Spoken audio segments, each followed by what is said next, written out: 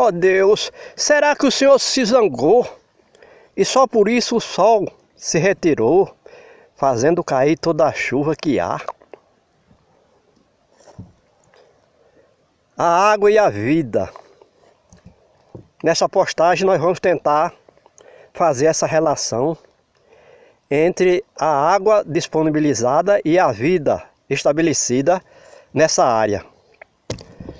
Nós estamos aqui numa parte do agreste do Nordeste e nós estamos vendo aqui à direita uma vegetação de até um elemento, uma espécie de vegetal por metro quadrado, embora totalmente seco, com raríssimas folhas, cactos, por exemplo, e predominantemente a leguminosa chamada de jurema.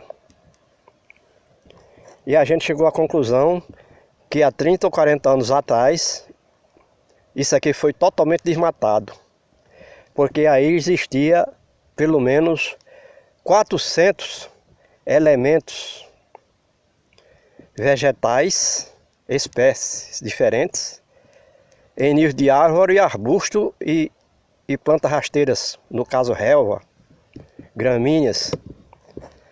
E agora a gente sabe que as gramíneas não estão aí porque desapareceram, porque são plantas de pequeno ciclo. Isso acontecia todos os anos, mesmo quando a mata aí era mata nativa.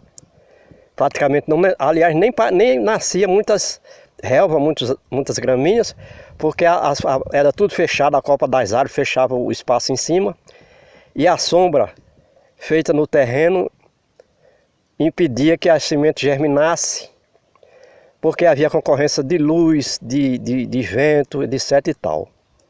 Então, a água e a vida. A gente sabe que a planta viva tem 65% de água no seu corpo. Ou seja, 1 metro cúbico de massa vegetal tem 650 litros de água. E no momento a gente vê essas plantas tudo praticamente secas, mortas, e certamente essa água não tem nem 10% dessa água no corpo das plantas.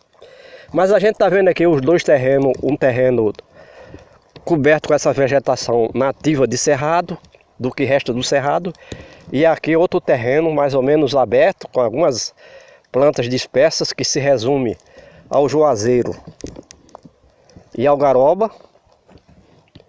O juazeiro é menos adaptado a esse terreno, porque esse terreno, há 40 ou 50 anos atrás, essa várzea, era coberto de cana-de-açúcar. E como aqui chove, a chuva estava diminuindo, o homem botava muito adubo químico, o proprietário botava muito adubo químico para poder manter a planta viva, no caso a cana-de-açúcar. E a gente sabe que o adubo químico tem no máximo 3 dos 13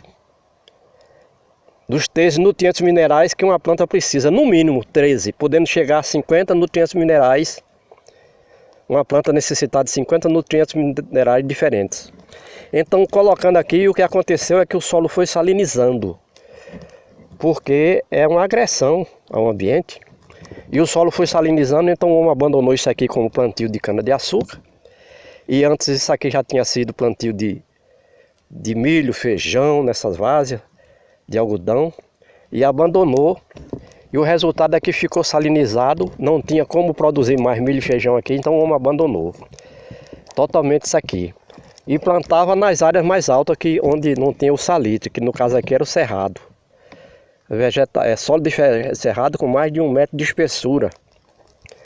E à medida que ia chovendo, a água da chuva ia carregando o salitre que estava na flor da terra aqui, nessa várzea, empurrando para as baixadas, no caso o riacho.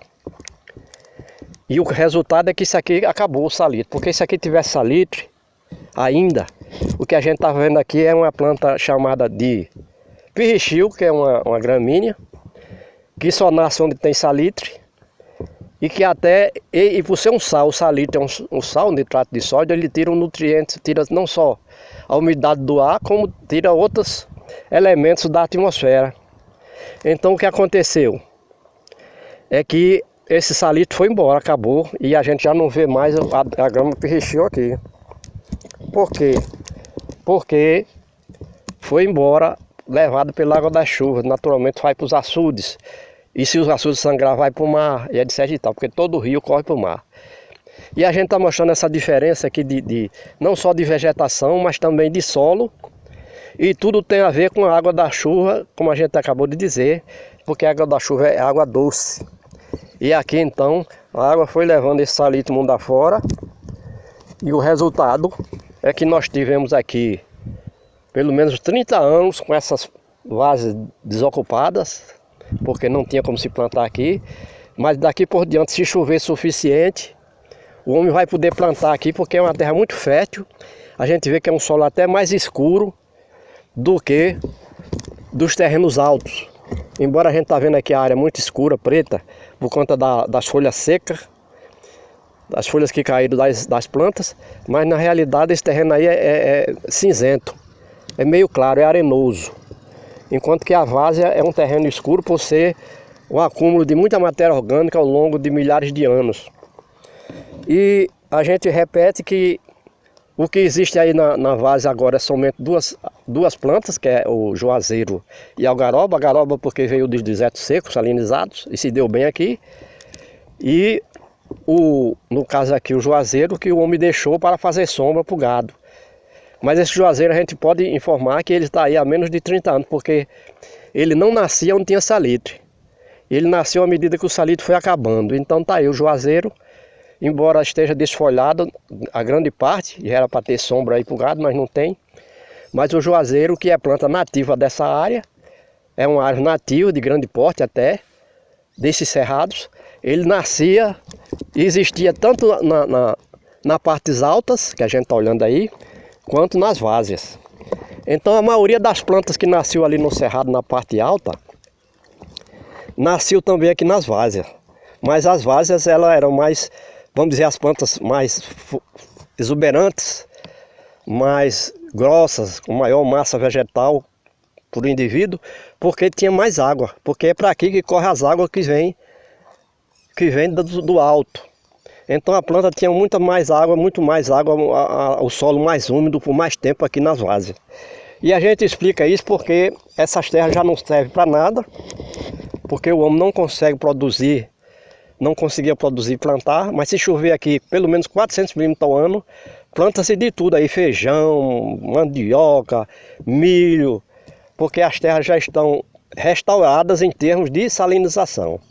Isso é bom falar porque ainda tem uma luz para se produzir alimentos nessa área do Nordeste.